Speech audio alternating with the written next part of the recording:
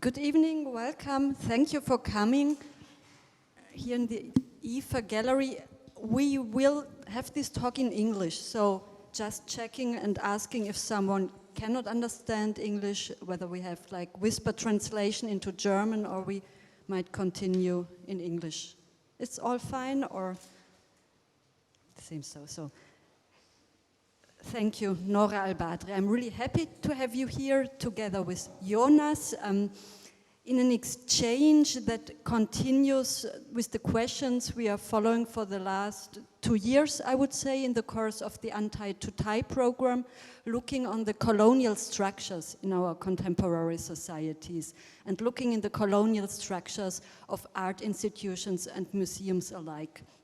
In this exhibition, neither on the ground nor in the sky, we tackle the issue of the cultural heritage and all those questions of restitution and how to deal with objects from colonial backgrounds and from looted art.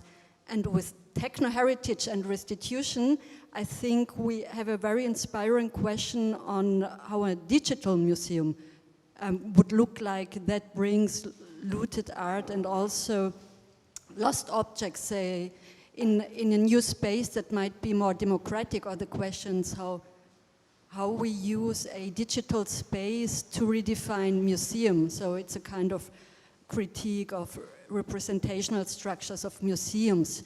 And we will start, I think, or it's all starting from the works and projects from Nora Al-Badri. And that's why I'm happy that we also have Jonas Tinius as an anthropologist.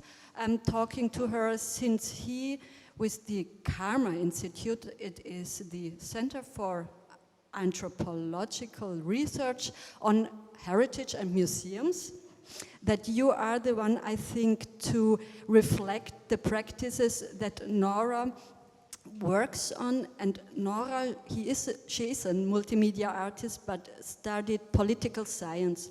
And I think this is also something that we can reflect and see in your practice, how you've been influenced by scrutinizing of those political structures. So I think it's a fruitful moment to bring you as a multimedia artist together with Jonas, who as an anthropologist has been moderating a couple of our gallery reflections, so it's the best choice tonight. Thank you. Thanks, Inka, and also welcome from us. Thanks for being here tonight. The rain is probably not going to lock you in, so unfortunately we can't use that as an excuse to keep you here.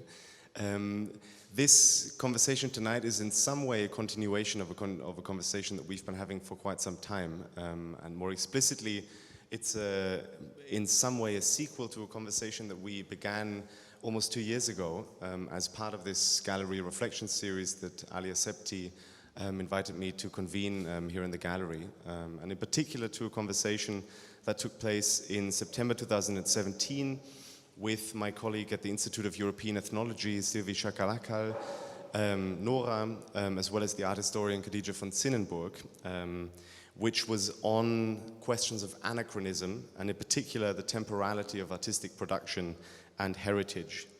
And this discussion, which is recorded and which you can see online and will soon be published in the journal Third Text as an online forum, began from the observation that in discussions around heritage and art, these debates are very often caught up in complex negotiations of time, historicity, and temporality.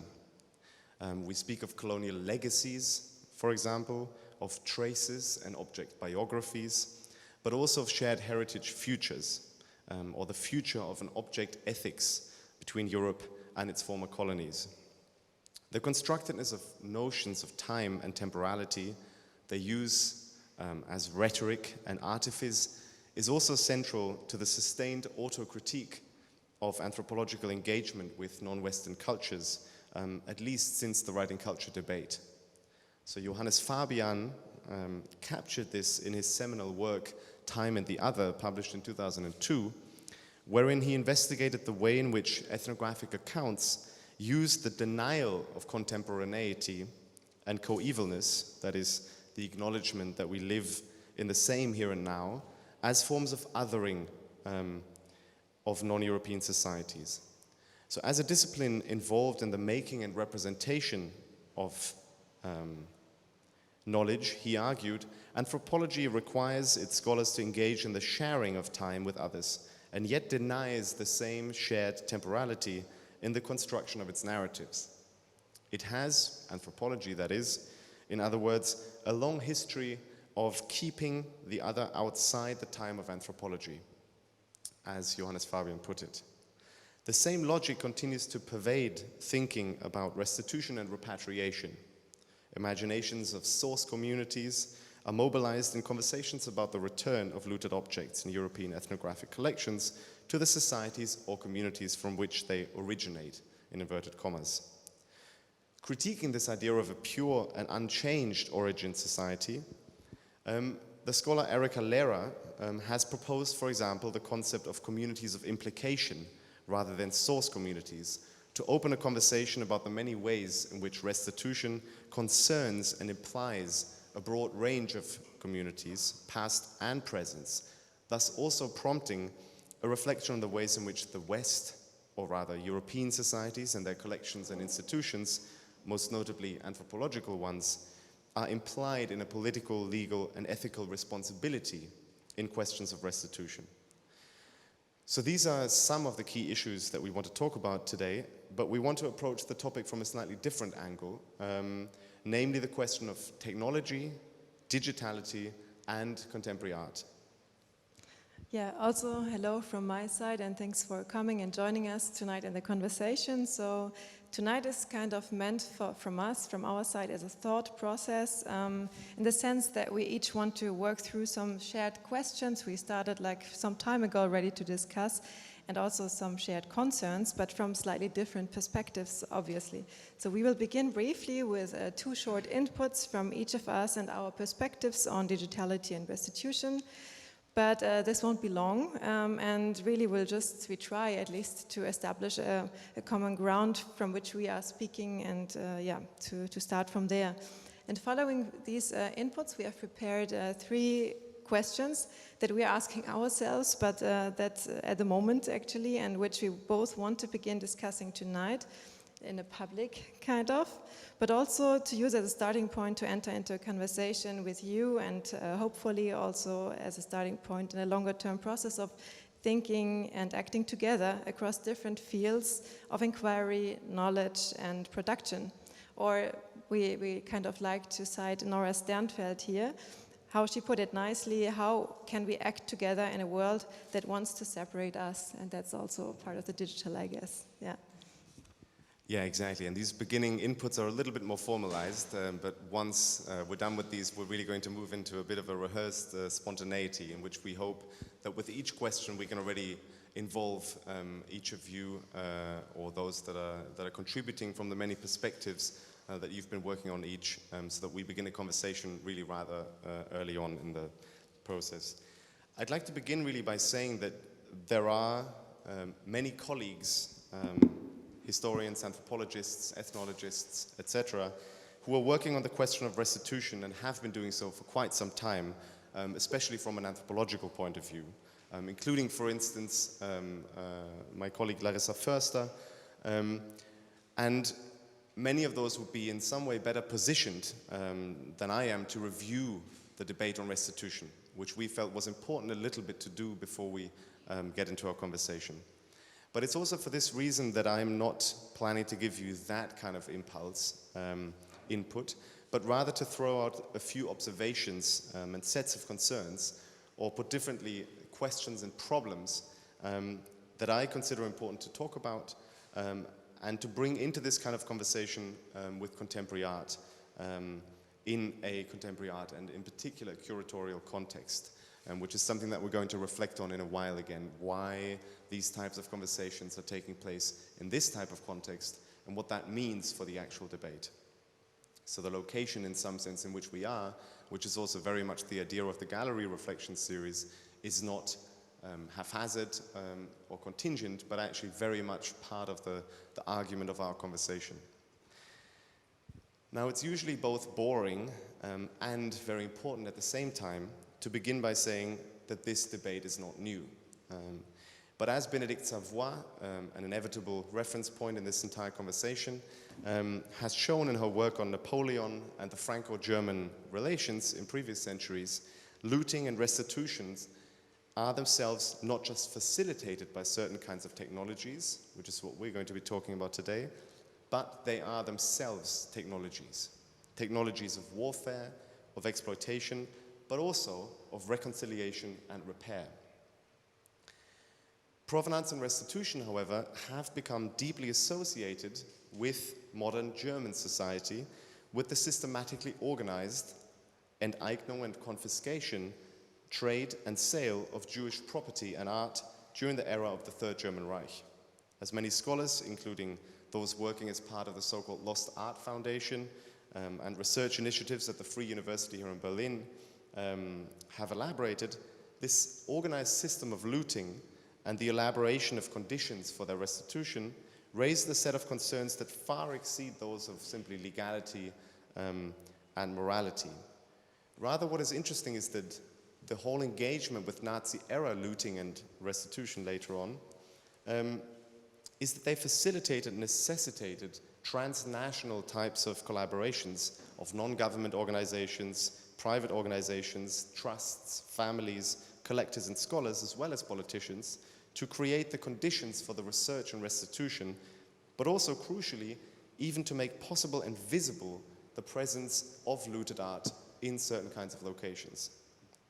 And the Washington Principles of Nazi confiscated art, which are also another key reference point in that particular debate about the restitution of these types of looted artworks, presented in December 1993, are perhaps the most significant of such prompts to establish transnational thought on this matter.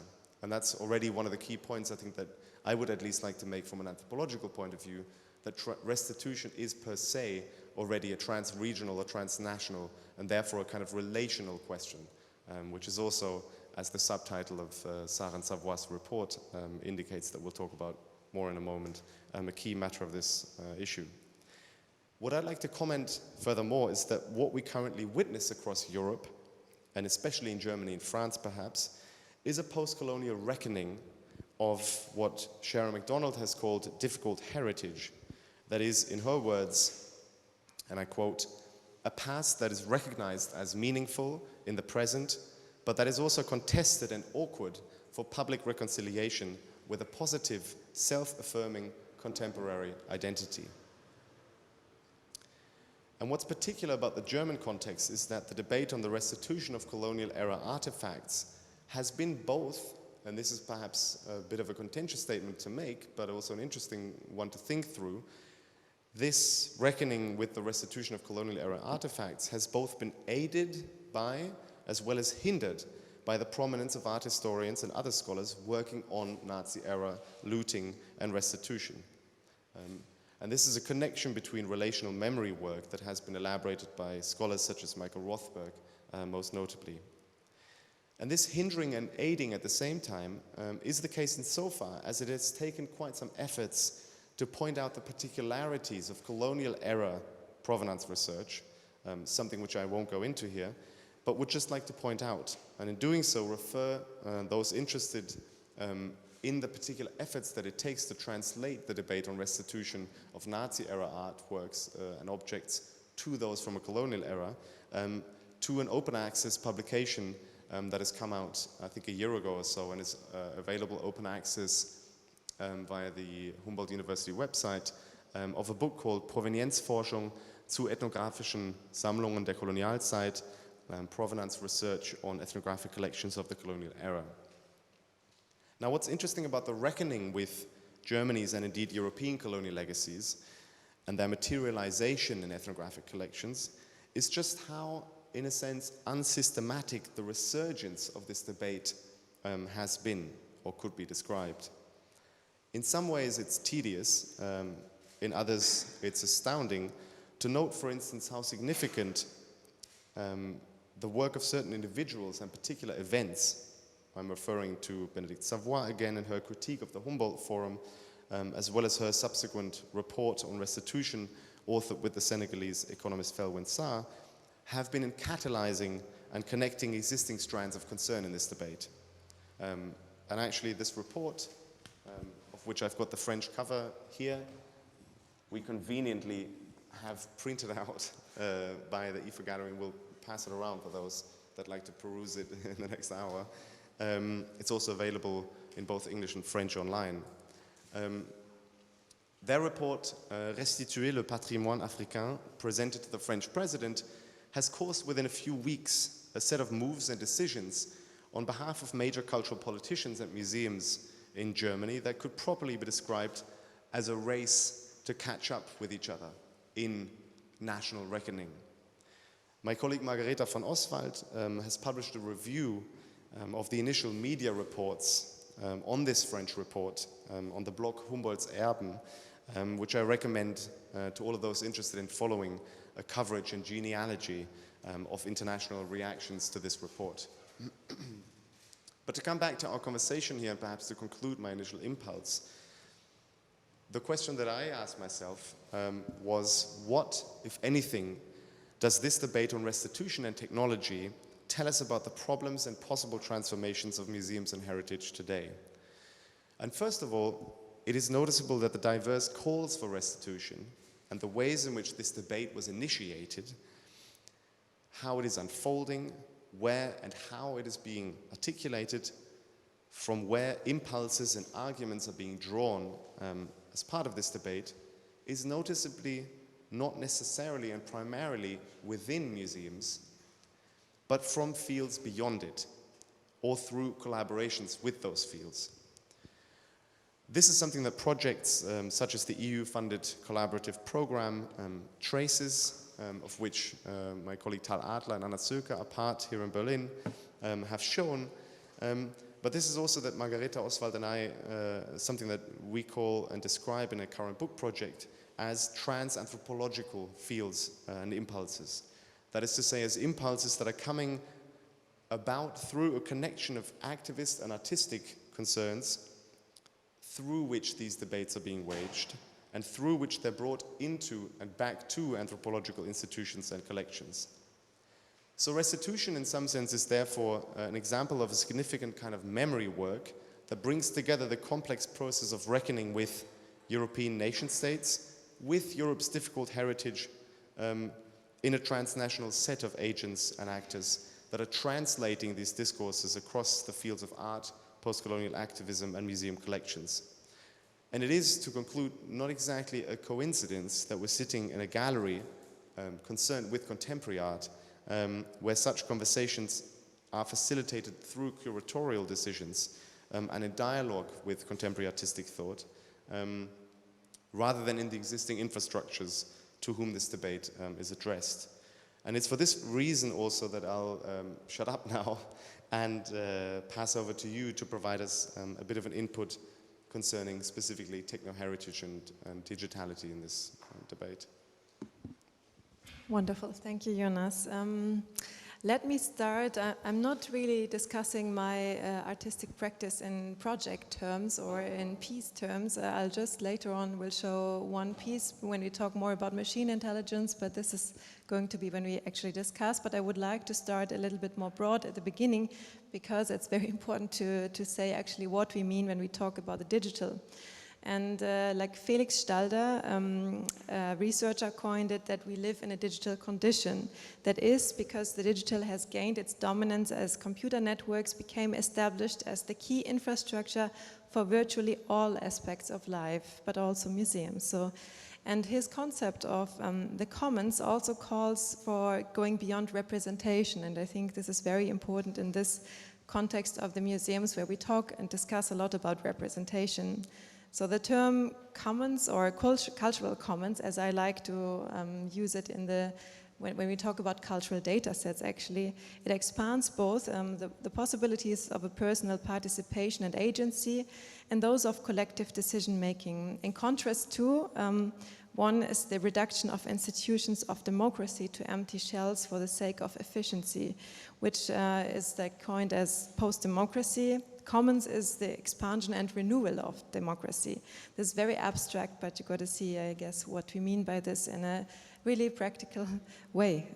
So my practice generally is based on the hypothesis that the internet and the digital as a very profound space, which of course emerged originally out of military research, still offers also a subversive space if one is challenging the dominant technological progress narratives while using them at the same time. And also one of the, really to me, the most important facts is that these technologies we are talking about, that means like 3D scanning, machine intelligence, visual representations, that they are not yet mastered, neither understood by the colonizer. And by the colonizer, I mean the institution or the cultural institutions. And this is where I can see a chance. And this is also which brings us to that museums today are no longer gatekeepers of culture and heritage. Instead, they represent a fraction of seeders of digital assets. Their responsibility is aligned to their mission to open up their archives to the world so that the public can reclaim museums and objects as cultural commons and give them meaning and relevance by accessing, studying, and remixing them.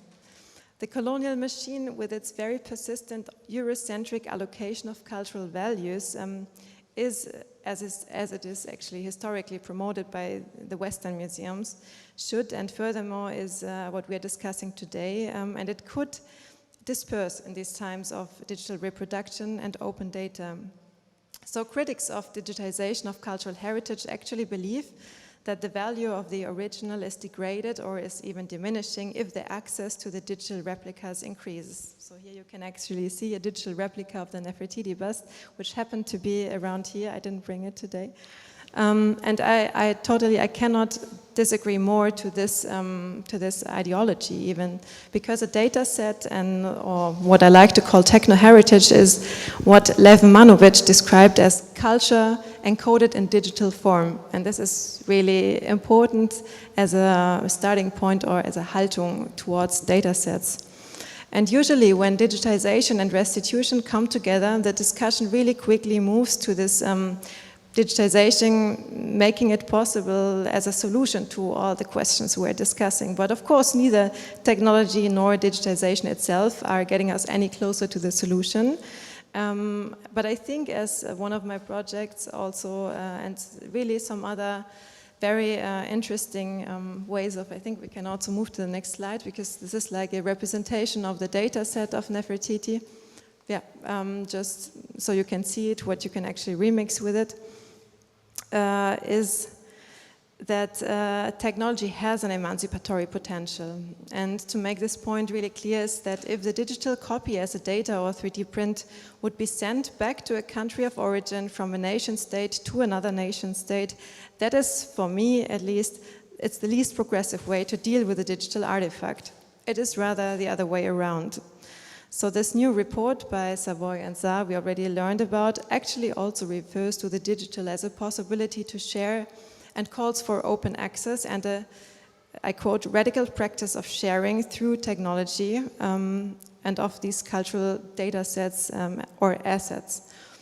They go on to say, I quote, "It is even possible to consider the creation of apparatuses to fill the void left by these objects in the guise of the creation of replicas to be housed in Western museums, whose energetic aura will be assured through the machinery of narrative and the possibilities that digital tools allow for, as well as ICT, internet communications technology." In fact, I would argue further that the digital potentially does overcome constructions of borders and of nation states and thus dissolves this dualistic and binary here versus there. Yet, of course, there is one thing which is personally to me very important to acknowledge when we talk about that not all cultural data should be free at any given rate. There are many communities actually around the world, many indigenous groups that regard the digital derivative as powerful as the original. And some of them believe that for this reason they should neither be exhibited nor digitized or copies even exhibited, because they hold the same power. And also, in the end, it's the question who decides about what is going to be digitized and what not. So again, we come back to this questions of representation. So to me, this museum practice we are seeing in the global north is highly anachronistic. This suggested emancipatory potential of technology stands in sharp conflict to the institutional angst of losing relevance, thus the sovereignty over the interpretation, over Deutungshoheit. And I would say they are right to be afraid, because the digital is no slave to the original. Indeed, for many people there is no necessity for the real thing anymore, which is anyways, because of time and space, impossible that everyone experience the real thing in a museum anyways. And I think we have one really nice, but maybe we're going to show it even later, these things. It feeds more into the discussion what we mean by digital realities, because we are not talking about virtual banalities, which are actually produced on a daily basis by museums. It's really the question, what can you do with it? How can you use it as meaningful tools to create other realities, especially when in this context of restitution and looted art? Yeah, let's put the questions on, I guess. So we finished by these inputs, and at a later stage I would like to talk a little bit more about this phenomenon of, which is like discussed everywhere, of machine intelligence, but it actually has also very, very interesting potentials for collective mind and post-authorship, but we go into that in a moment, yeah. Yeah, this is kind of the point at which we're done with our inputs that may have been a little bit dense and introduced into different kinds of debates. And we're moving on to what we initially called 3 questions, but of course, as usual, there's sort of a main question with a cheeky sub-question, which is what this first one is. And this is really one of the key points I find that we've been debating and discussing, which is the question prompted by you: if we consider digital copies of contested cultural heritage, here's a 3D print of contested cultural heritage, not as secondary replacements of analog objects, but as new kinds of entities, how does this challenge our understanding of restitution? And the reason why the sub-question is perhaps less cheeky than it seems, in the sense that we've just added it to it, is that really raises and triggers a more fundamental question about ontology, authenticity, and ownership. Namely, what do we mean by authenticity in a post-digital, post-internet age? And I suppose there are many different ways of entering into that. Maybe we each give a brief kind of impulse of where we're coming from and what our starting points for thinking through these have been before we open this up and already talk to you. Do you want to begin, or? That's fine, yeah. Okay, unfortunately I printed the wrong note, so I have to look at my, my phone for this one. One of the obvious initial responses to this question was that there is, of course, a genealogy of debates on authenticity, originality, reproduction, and replication that far predates this conversation about the post-digital and the internet. In fact, one of the first things that I was thinking about was the first introductory video clip to John Berger's series of documentaries that then led to the book Ways of Seeing, in which he shows the reproduction, I actually forgot, I think of Mona Lisa, on all kinds of merchandise around the world. That, of course, was inspired in turn by Walter Benjamin's take on the work of art in the age of its technological reproduction.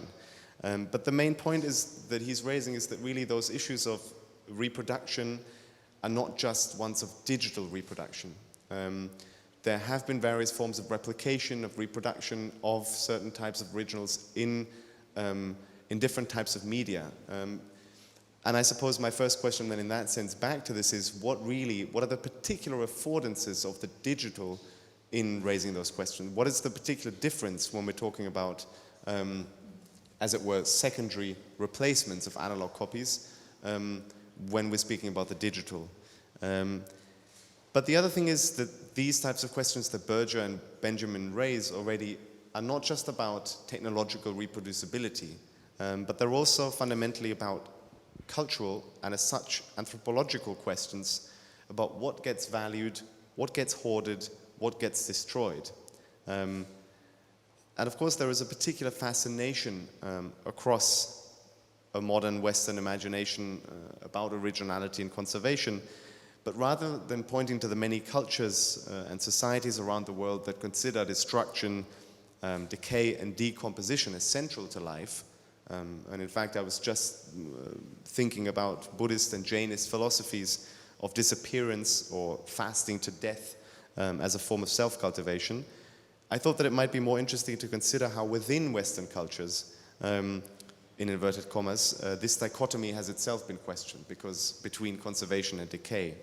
A classic reference in this case, for example, has been Alain René's film Les Statues meurent aussi, in which he's been engaging with the way in which as soon as objects enter culture, they become sort of dead, and as soon as certain objects transfer from one sphere to another, they get conserved but not made alive or not kept alive, but actually deadened by being conserved. But I was also thinking about another term that in conversation with Bonaventure and Dikung came up, partly inspired by his background in biotechnology, which is the idea of apoptosis. Apoptosis being cell death that actually is not leading to the death of an organism, but to its renewal. So the way in which we shed, for example, parts of our cells, parts of our bodies, actually to renew ourselves rather than being in a process of decomposition or decay. So there are various kinds of ways in which we can think, not just in a culturally other imagination, about ways of copying, reproduction, or even decay, not as negative but as positive. Yeah, I think what I would like to add at this point to this conversation, I think most of it I already said, kind of, because, but it is a question of ideology in the end. It comes to that when you start thinking about what can you actually do with this digital derivative, you can access it in a very different way, and it is really a complete different understanding of the world we live in today. So, for example, what does a digital copy mean is then for whom it is actually relevant, and I think it is very interesting to start thinking about virality as a public space in contrast to just analog public spaces. And when you think about that, then the digital derivative becomes a very next level thing which you can never achieve with an analog copy, which is kind of locked up in the end as the one and only original. And of course it is the data sets always, when you open them up and they are starting to be remixed, and sometimes in very pop culture, very naive ways also, which is probably not what I'm talking about, because what I'm talking about is when we can actually use technology and data sets in order to challenge ourselves for unlearning, but also in order to decolonize institutions, to challenge institutions. This is actually not possible through the original, so it is not a pragmatic choice from my point of view. It's more a question of in which world we live in, and as I said, I think we live in a digital condition, and very few museums have actually realized that and are acting on it. Although there are very good examples, I think we talk about it later when we discuss how that could look like. Yeah. But perhaps rather than adding more of our thoughts on this particular topic, I think we'd like to pass around the microphone actually and prompt you to respond to aspects of this question, be it the first, the second, or aspects of it, because it's really one of our main questions, not just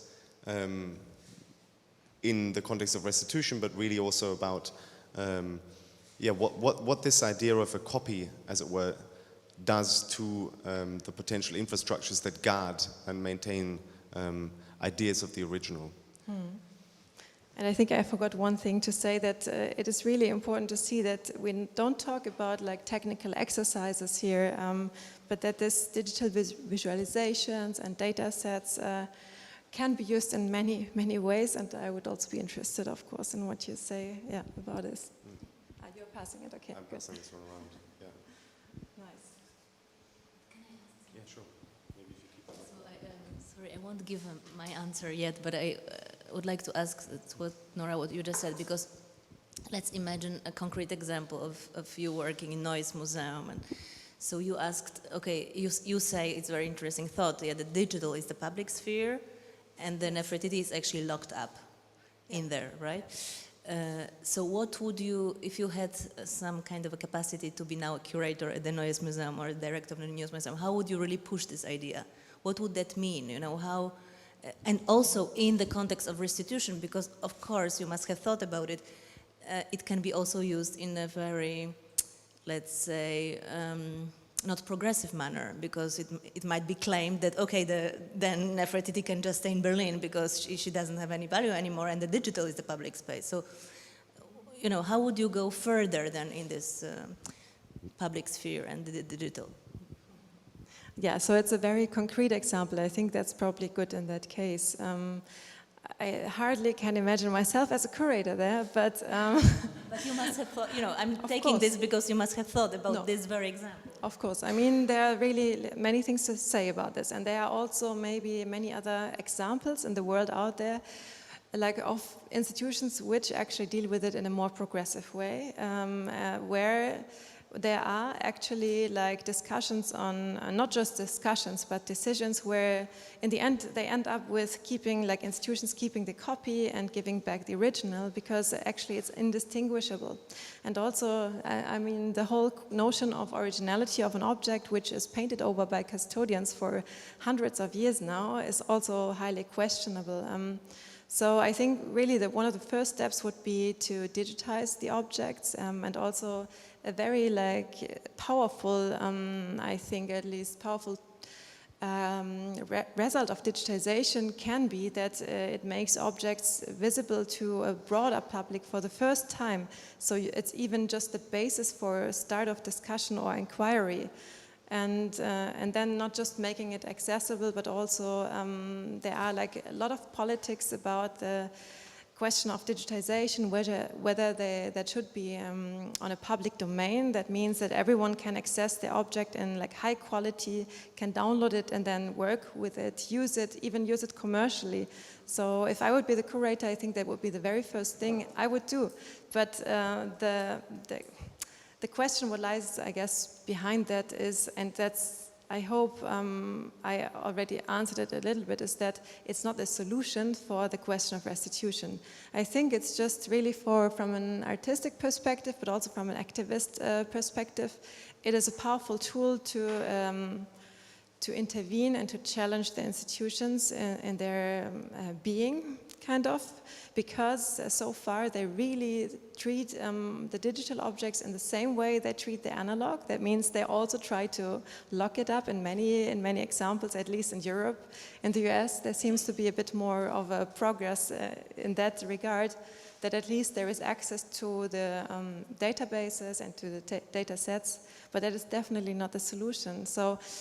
But I think the whole discussion about restitution, so bringing it back from this nation state to another nation state, is also something which I'm not really fond of, right?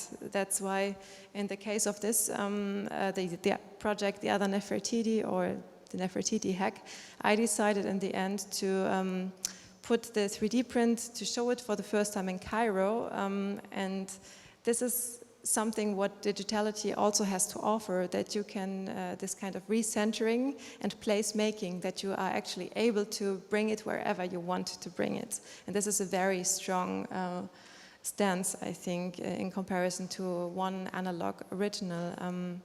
So we decided to, for the first time, show the Nefertiti in Cairo, but then, because I really contest the idea of ownership of cultural objects, what we decided was to bury the 3D printed bust in the desert as an actual techno-heritage. So really literally that in a few years, or even just like in a few thousand years, someone will randomly find it and then it's heritage again. It has actually all information in it, that the same information that the original has. So yeah, I guess I'm the wrong person to ask, because I highly contest the nationalist notion behind this whole restitution debate, I guess. That's really the right person to ask. Thank you. There are perhaps just one or two thoughts to add to this, actually, in some way. One is, and you've already raised this, that of course an obvious criticism towards this kind of question could be, as you already kind of alluded and hinted to, that museums would say, well, great, then we just send back the digital copy. If the digital is so good, is such an impressive new kind of entity, then why not reconsider that to be restituted? So in some sense, they're actually mobilizing the same kind of argument, potentially, in the same way. The second is that Anne-Christine Taylor, who used to be research director at the Musée de Quai Branly in Paris, commenting on this type of debate, suggested that what she would be interested in doing, had she been given the opportunity to do so, would be to actually place a reprinted copy next to the original to allow visitors to actually confront both of these possibilities when viewing the object, to actually make them aware of the particular ways in which we're constructing an idea of originality versus copying, because quite often these two are actually somewhat de-linked. You've got the fetish of the particular object and the possibility of the copy, but they're rarely ever brought together in such proximity. No, she didn't. That's why I'm raising it here now as a thought, at least. Other comments or reflections or responses to this first question? Just a little thought, because in the case of Nefertiti, it's easy to say who are the communities of implication according to Erika, and it's quite broad, but it's harder to talk about source communities, even though the National Museums of Egypt is claiming and so on, but you know, to talk about the society that created this object. But I was thinking about other societies, so for example in the Americas, North America, Canada, First Nation, indigenous people and so on, that have a real issue with appropriation of parts of their cultural heritage. And we've been witnessing, you know, in the last few years, a really escalation of the debates around it.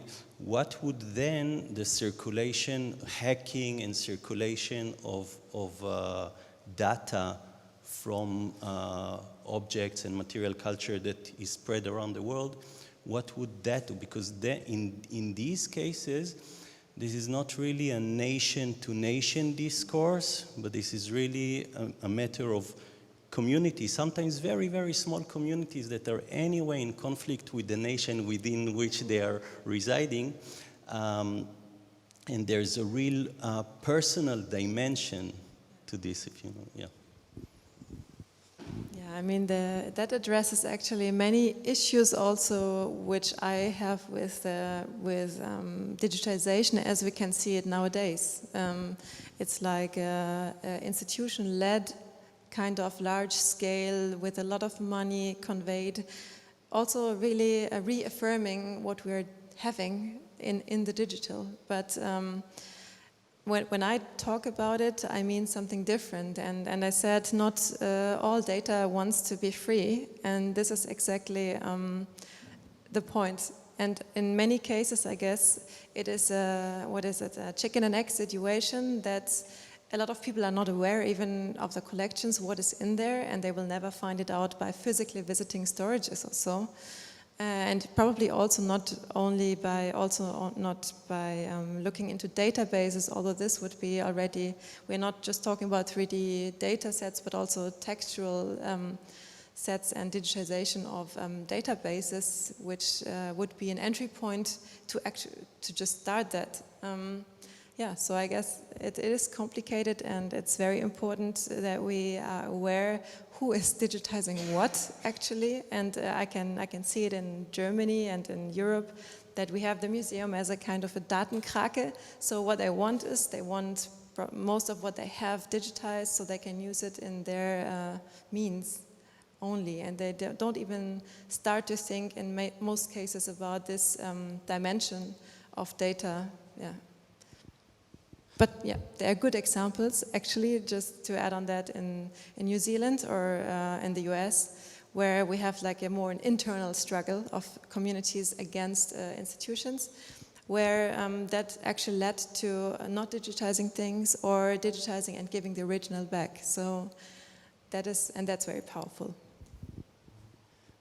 And one of the references, of course, for such a project and an engagement is Heidi Geismar's book entitled Objects in a Digital Age that came up with UCL Press and I think is open access. Object Lessons from a Digital Age, thank you. The one point that you also raise with this question is, however, something that perhaps we also need to address, and that is that, of course, your concern with techno-heritage and the pressing forward of a digital agenda is itself, of course, its own kind of ideology. Mm-hmm. So there is, of course, also a very particular political drive behind it that, interestingly, on the one hand, has good intentions, making databases. I don't know if it has good well, intentions. I mean, let's put it this way, has good intentions insofar as the digital allows, for instance, and this is one of the steps talked about in the restitution report by Felwine Sarr and Benedict Savoy, the making available of data sets allows for possible claims to be made about the restitution of objects. So in that sense, the digital allows firstly for the visibility and therefore the possibility of even of claims. But at the same time, of course, and this is the point you're just raising, the desire to digitize is itself a particular kind of drive that might be questions or resisted itself. You have a I mean, to strengthen also what you said, but also to give another very good example how those problematic power structures between the museums here in the West and the communities function is, so I was working on human remains and I've interviewed dozens of people, but one of the people that I interviewed was the director of the Natural History Museum in Vienna. And I asked him exactly this question because I told him that many communities, and this is something that I interviewed also communities in the Americas, and they told me that also some of them really can't afford to send emails to thousands of museums and to hope that maybe one of them has, you know, ancestors. So I asked him, you know, the only way for these communities to know that they might have ancestors in your depot is if you digitize and open access. However, you know, open access the inventory list.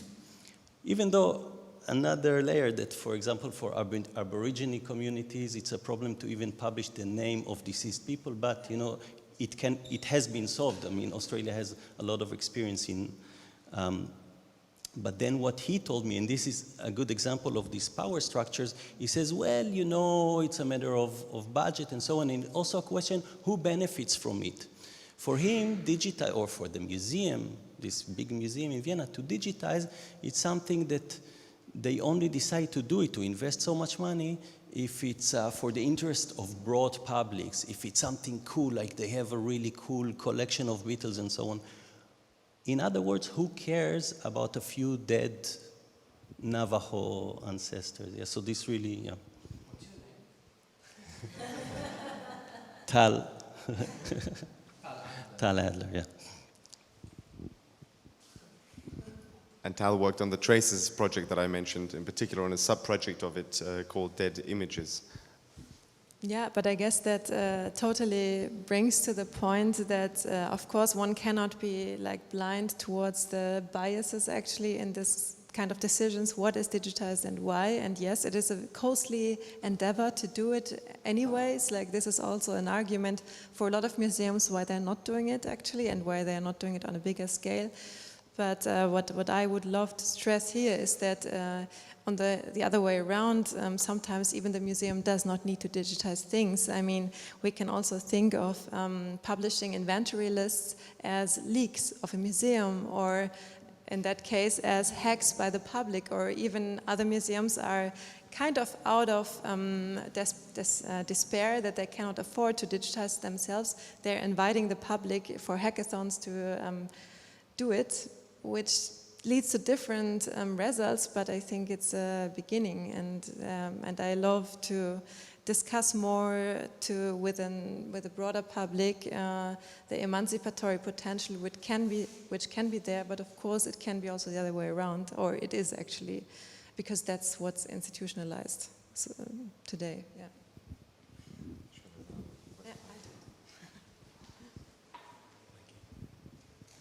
I actually wanted to ask kind of more of a speculative question. And I guess, Nora, it was what you mentioned when you buried the bust Nefertiti.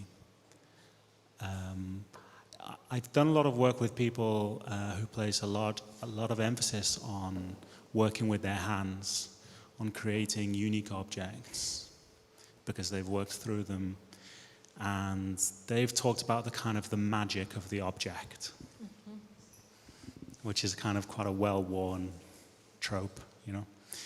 But there's something, and this magic can be kind of thought of in different kind of ways. You know, it's the magic that can mobilize the collector to lose his or her head and bid millions for a certain object. Or it's the magic of an object which is like a family heirloom, which is passed down by generations. Or it's the magic of a religious artifact which brings millions of people into one space without even necessarily seeing the object. The mere aura and presence of that object is enough to mobilize a huge spontaneous display of emotion. So, you know, anthropologically you think, what is the source of this magic, you know? And it's the way the object is inscribed by layers of different meanings. It is the fact that the object has been passed through so many different people's hands. It's the sequence of hands that the object has been passed through. So from perhaps, you know, if you're going to take a very barbaric example, like an executioner's sword, like from the blood of royalty in the 15th century to, you know, to an executioner with a black hat, you know, these kinds of crazy contrasts. So I was thinking, when you buried this Nefertiti bust in the desert, what was kind of your intention? You know, were you seeking to recreate a magic, you know, or were you seeking to subvert that magic? And kind of following on from that, like, what are the possibilities for magics in digital objects, bearing in mind these sorts of different magics, you know, that we have traditionally associated with the authentic? Oh, thank you. I'm very grateful for this remark and question. But it's like two different things, I guess. And I'm grateful you're mentioning the word magic, because usually it comes up when we discuss technology, because there's a big fascination with technology as well. And technology appears in many cases and is used by artists as some kind of magic as well. So that is just an introduction, I guess, to your questions. But I think the idea, or why our intention to bury the bust was not to replicate that kind of magic you were mentioning. It was more a counteract on the notion we are living in, the notion of excavating things, of even extracting cultural objects. So if you want, it was probably a symbolic act towards this. But on the other hand, when I say techno-heritage, of course I'm borrowing on the ideas what we believe is heritage, and with its like histories. And since like different technologies all derive from histories, I would say there is definitely a lot of magic in that regard inscribed in these technologies. And I guess when I will talk a little bit about machine intelligence, it will be much more obvious. But even here, I think it is more like it's no singularity in an object or this kind of magic. That's not the thing. But probably what matters more when you talk about data sets or 3D data sets is the reach or the access. That means the kind of also sheer quantity through like how many hands does the data sets actually go. You can trace it back through the metadata and through many like if you compare data sets, you'll see the same histories kind of and object biographies on data sets. So if you want, it is actually something you could apply there. Yeah. In some way, you're also giving us a segue into the next question that we posed ourselves, because you already prompted the whole idea of the possible Humboldt leaks. I mean, I don't know if you want to, what the equivalent would be of the Ecuadorian embassy for you if you did that with the Humboldt Forum. But one of the questions that we did ask ourselves was, if one were to take this question seriously and pushed it further, so taking this point that Tony Bennett was making of many museums actually engaging with digital technologies, but really rather in the sense of touch screens and on the level of representation, what if we were to take that question to the level of infrastructure? So no longer thinking about illustrations of the digital or ways of accessing aspects of it, but really rethinking fundamentally through the digital, the infrastructures of that institution. Yeah, this is the quote from Tony Bennett. And the question that we did ask ourselves and that we'd like to pose back is a variation of this one. What could a digital museum or a museum of looted art and lost objects look like if we were to take seriously this question of digitality? And I think one of the proposals, and this might perhaps be a little session in which we could also brainstorm with you in some way, one of the proposals, if one stops considering digitality on the level of representation and moves to the level of infrastructure, could be that the 95% of museum collections that are invisible to spectators when they walk through a museum, that those could be rendered visible, for instance, in a different kind of way through inventory lists, etc., that could, for instance, become center or take center stage in such a museum. That's only one possibility that just occurred to me. One could inverse that kind of logic. But actually, this is kind of a way for us also in which we wanted to think a little bit more. What would it actually mean to push that kind of thinking further? But you're moving to something else. No, it's the same. Okay. No, it's just what we thought about and what we discussed in the beginning. Let me start this. Because of course there are already digital museums, kind of, at least. Wait, can you start it? Nice. So this is the digitized museum in Baghdad, National Museum by Google.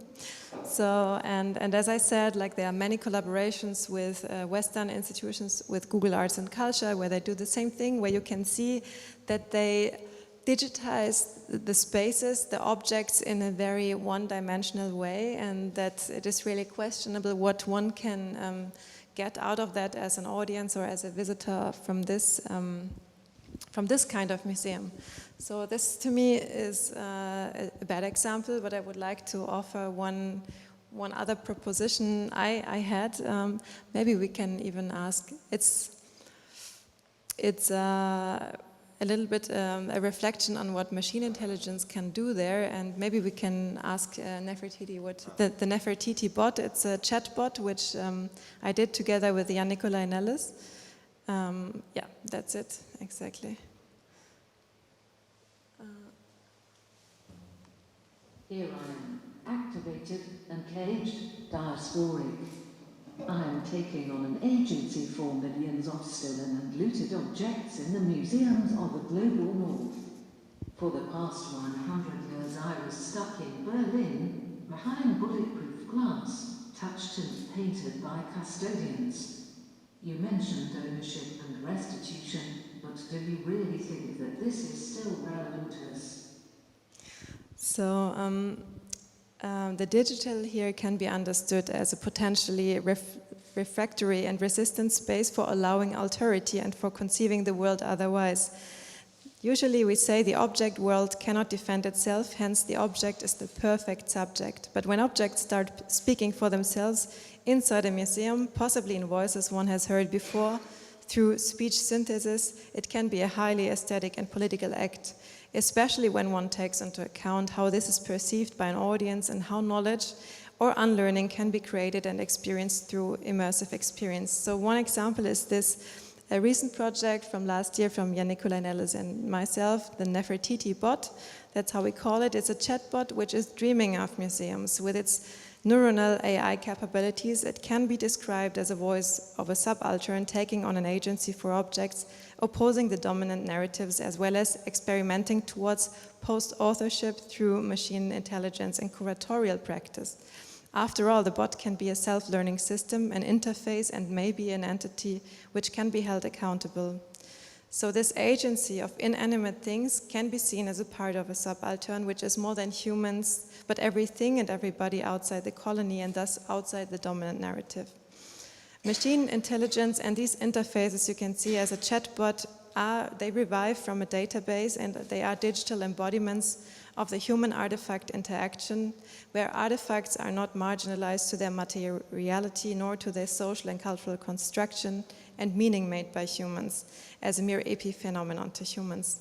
So following this thought, the database can be seen as a political and emancipatory inanimate thing, which is not bound to global power structures, but on the contrary can be a means of overcoming them.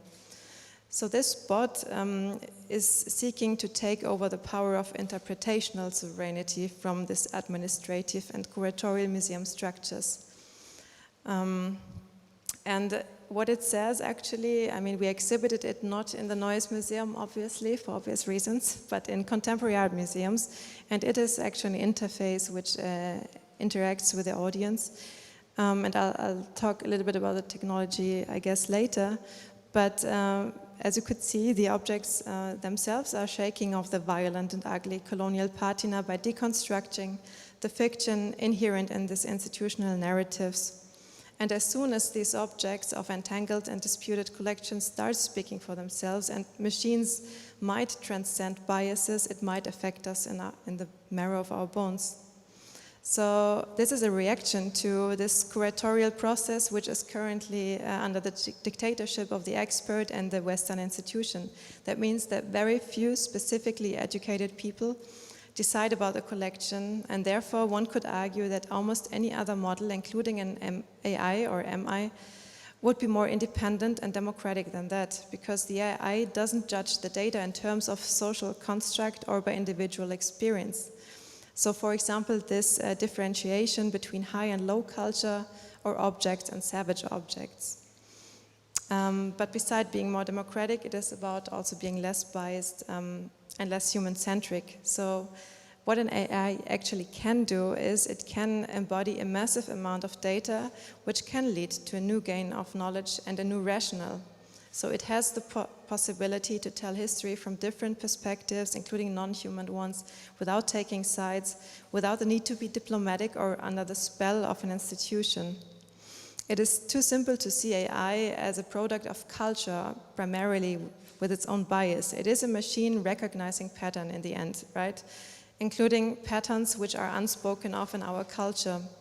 Even just the fact of having a bot recontextualize and decolonize a collection as an addition to a human curator might defy the overall perception. So finally, a bot which is not employed by the institution or paid by it might be in the position to ask other questions than the curators do. Let me do one sentence about what I actually mean by machine intelligence, because there's also so much fuzz about it, or why I think it is really, really relevant. And I would like to cite Matteo Baschinelli, a philosopher from the University of Karlsruhe. He says, after all, machine intelligence should become sociomorphic in a good way. So machine learning and data analytics do manage to unveil a superior social dimension that is intrinsic to any piece of digital information, and that has been intangible and inaccessible until now. So these techniques of data visualization and navigation finally give an empirical form for the collective mind and to modern concepts of collective agency, such as Marx's general intellect, Foucault's episteme, and Simondon's trans-individual, which have been so far pretty abstract and invisible to the eye of the individual mind. And that is because the sheer amount of data and knowledge the MI can handle, and the new knowledge that actually derives for it. So I don't want to say too much at that point. Yeah, maybe we throw it back. I also realized sitting here that maybe the echo of these loudspeakers makes it very hard to understand what we're actually saying. I hope that it kind of echoes intelligibly. I want to throw this back to the question here, because in some ways, and I'm opening this as a question for you too, we're talking again also about issues, machine learning, AI, etc., that are in some way ambivalent, just like the digital, I suppose, and technology. And that's one of the points you were making. AI and machine learning are both also subjects of very critical investigation by the same scholars that are proposing a reusing of these technologies. because machine learning and AI, etc., they're also aspects of societies of control. And interestingly here, you're kind of proposing a reusing of those in a different kind of way. So I But think that's not my idea, I guess. This is like the field Sure. of like critical computing, which is really important to know that this is the context I'm talking about, and that people who have applied but also researched these technologies, like just today, kind of, that there is, of course, like many parties who believe that this is really another tool for dominance, but there are also many amazing like critical researchers who say, like one is Wendy Chan from the US. She says it offers the generative power of discomfort, and this was actually the whole idea what we had with this chatbot. Yeah, I guess. Yeah. Can we throw this back to you again, and really also prompt a little bit of thinking in what sense these kinds of initial impulses might lead us to conceive of a different kind of infrastructure. So what would be your initial response when thinking about not just different kinds of screens, different kinds of media, but actually an infrastructure that rethinks along the lines of what we've proposed? What would that imply for the infrastructures of museums and exhibition contexts if one were to take that further?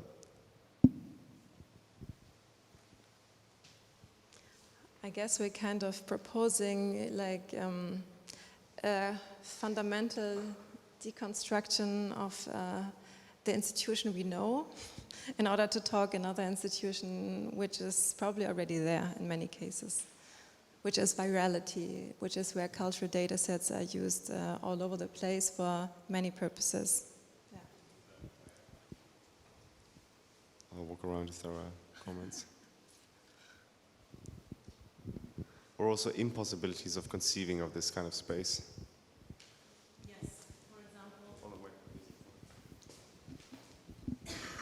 At Savi, when talking about restitution, especially Bonaventure, of course, is mentioning the importance of rehabilitation instead of restitution. So I was trying to understand, when you think about this museum of looted art, I guess you're thinking about in a post-colonial context, a country that cannot have the original copies is receiving digital copies. I mean, we're not talking about all the economical entangled things, but why should we still think about the museum, this very Western institutional framework? Actually, I don't think that another culture would like to re-perpetrate the same structure. So I guess, of course, maybe that's also a provocation to say, okay, we have to completely rethink this idea, but maybe using this idea of rehabilitation instead of restitution, and trying to understand how a whole community could re-engage with an object that, okay, is not the original, but probably it's not so fundamental because it is still a symbol around which things can happen and to which people can relate. That's just one of the many thoughts that actually I'm starting to have after this conversation. But maybe you can start with this. So yeah, we can also collect some other ideas, impulses you had while you actually heard what we.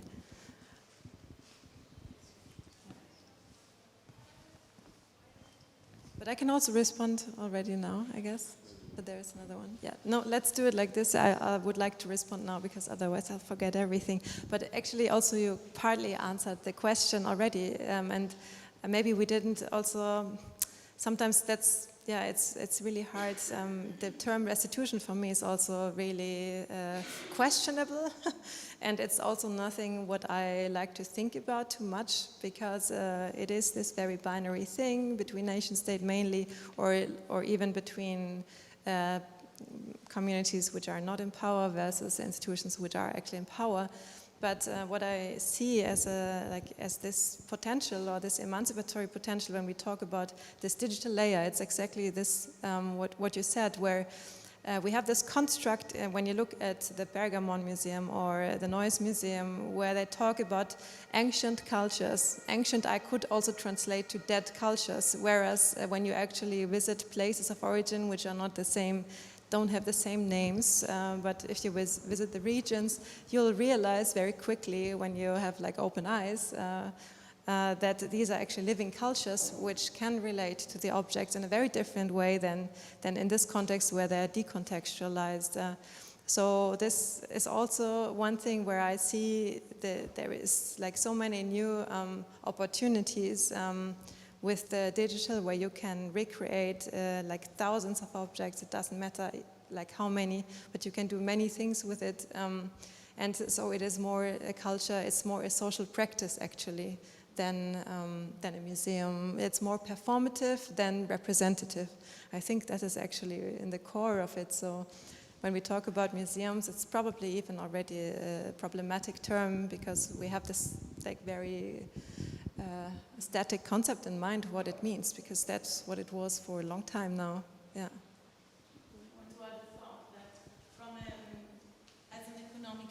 Strategy somehow to respond to the fact that usually museums are of course earning a lot of money because they are owning and conserving the original piece that if you want to see you have to travel to go to that city to pay the ticket to buy the cup and the little postcard, so you are nourishing a whole economic system.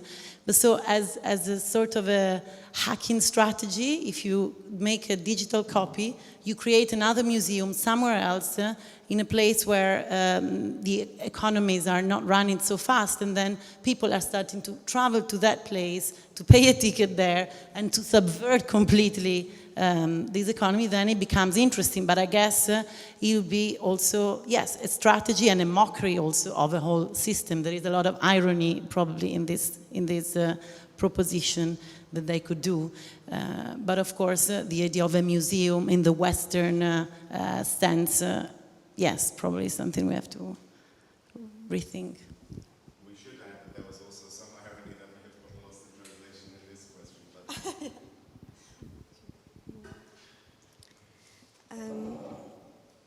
So I think it's actually quite linked to the previous comment, but I really get a bit anxious about this idea of the digital being the answer, because in mostly previously colonized places, access to internet is not a given at all. And moreover, even if there was access to internet, the kind of technology that you need to make a remix of the Nefertiti is way beyond reach. And that's not to say that people don't use the digital in like very cool and amazing ways in places that don't have the same resources. But so just to this belief in also the neutrality of a bot, which I don't think is really true, because there's always some human that's made the bot and some algorithm that has been also used towards nefarious ends in a lot of ways. Just to build on Talia's statement, I was also struck by the bot.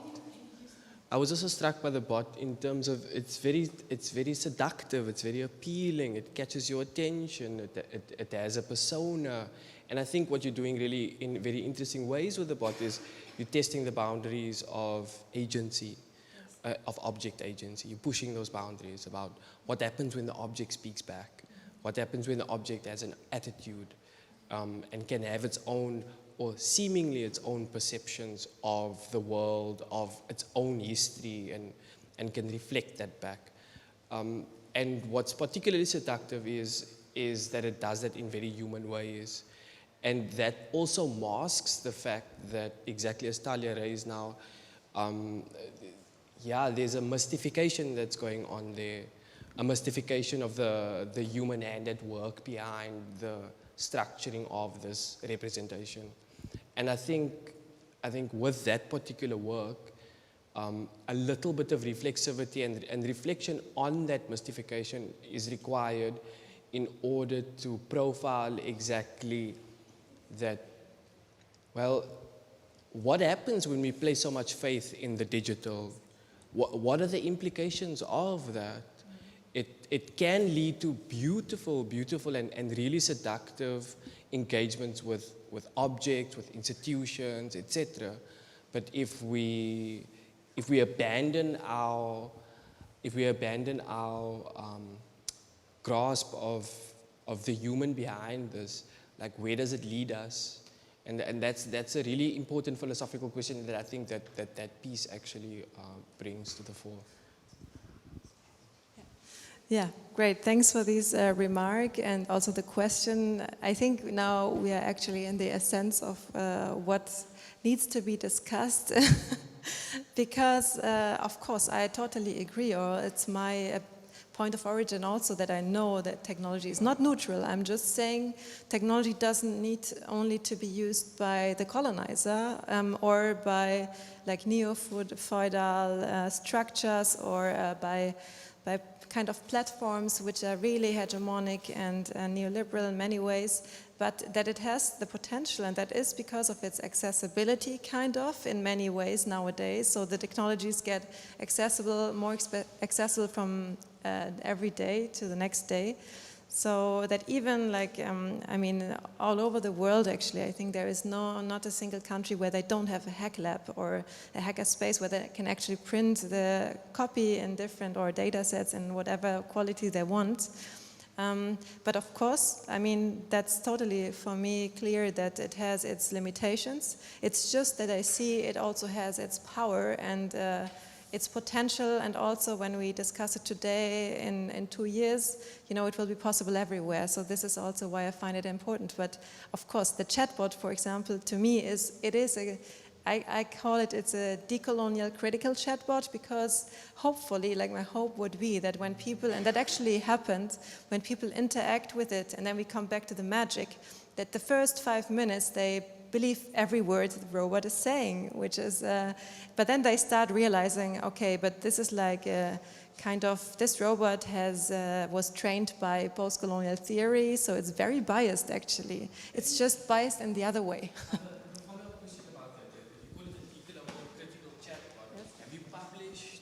Have you published the methods about how and in what ways you actually set up that bot? Like, so you circulate the installation, so have you circulated the instructions for how other people can replicate that?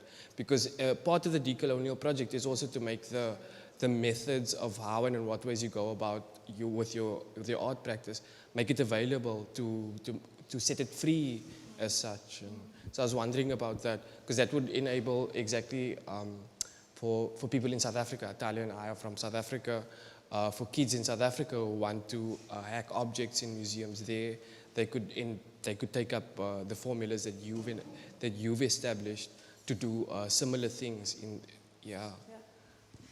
Yes, I mean, what we did is that we usually, and that when you see the installation, you can see the source AI platform on which it is built, which is actually an open source one from Berlin, from activists, which are who are very active in this open source movement, because today Google is also open source, but that's not the kind of open source I'm talking about. So this is what we definitely share, but this is like a beta version. That means these days, it's not really possible to replicate it in a great way. You can do many things, but also, like I try to publish the most important aspects where people can put it together. And I think this is a very accessible, for example, platform, which there is like on GitHub, the whole description on how you could use it for any chatbot. You could, of course, also do like really racist chatbots with it, but they probably wouldn't publish it though. And no, I think this is very important in this practice to be aware of what technology is used. Of course, you could hear this Nefertiti bot is talking English, and the speech synthesis comes from kind of like Google. But that's also because of the lack of other sources, actually, and other means. But I think in that regard, it definitely conveys what it's supposed to convey, or engages with the questions I was interested when I built it. Yeah.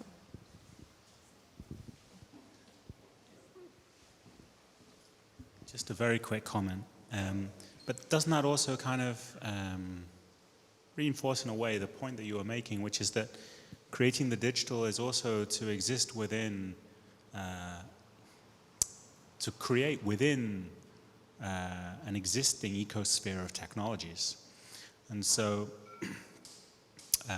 the technology that you use to replicate or to put forward the chatbot, the decolonial chatbot's voice, is built on an architecture which is pre-existing.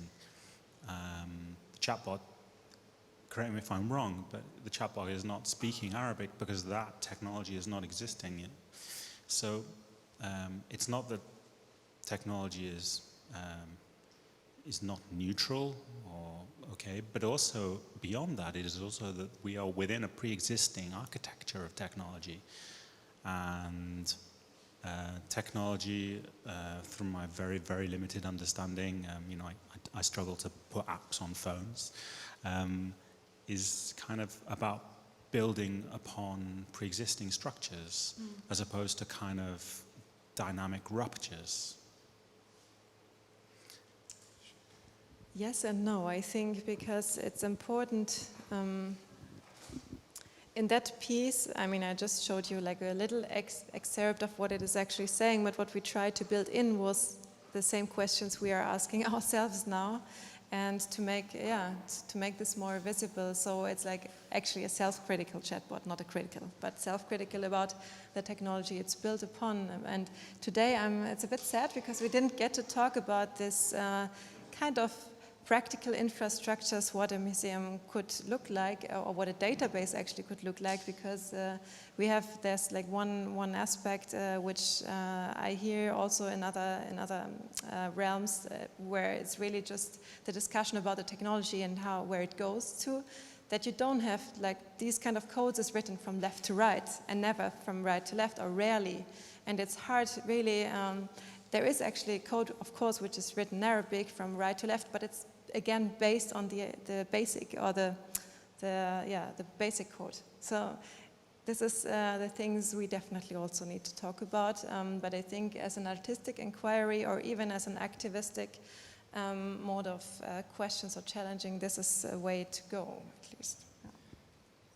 But I think as a point to summarize some of these debates, or perhaps, well, less to summarize than to emphasize aspects of it, it is again less a matter of saying it's only an artistic way of probing, because one of the very significant parts of this conversation that we're trying to instigate here is really that it's also a matter of legibility, of being versed in certain types of technologies, and therefore beginning to start certain kinds of conversations, at least to take it out of that very specific debate in which I myself am not as versed. The point, I think, for me at least, is to bring some of these conversations into the realm of another type of infrastructure, so to translate in some way from one field into another. And I think that's really one of the fundamentally important aspects that are happening right now, not to create another silo of very specified kinds of practical engagements with technology, but actually to try and see in one area what could be offered to another. That's at least one way in which I'd like to put it. Can I say one last thing for the end, I think, because we're ending very soon? This is just an image from the head of Nefertiti, actually, and for me it's a very interesting image of that technology helps us to understand cultural material in new ways. So, and this is this you could not see from the analog object, and I would definitely argue that it's an object or an image by itself, and so this is probably one example on how you could see it. Yeah. One of the many. We're ending the conversation here, but as we said at the very beginning, this is by no means meant to be a presentation of final results or of final theses and conclusions, but really the second iteration of a series of conversations that we'd like to have with different kinds of actors and with you in different kinds of fields. And so we're hoping not only that we can continue conversing now here in the gallery, but also to really take this up as an invitation to continue this conversation, which not least is important to have, because while it might seem like we're talking in certain kinds of bubbles in which these types of conversations are taken for granted, I would like to say that we've also received an invitation for a conversation with someone who's rather skeptical of these entire restitution debates, meaning somebody has responded to an invitation to this event in a very, very critical way, arguing that these types of debates are all nonsense and this kind of conversation shouldn't not be had. And I think that's another motivation to keep this conversation alive and going. We'll talk about these in a moment. But please feel free to stay for a little while, and thanks for coming and being here. Some drinks, thank you.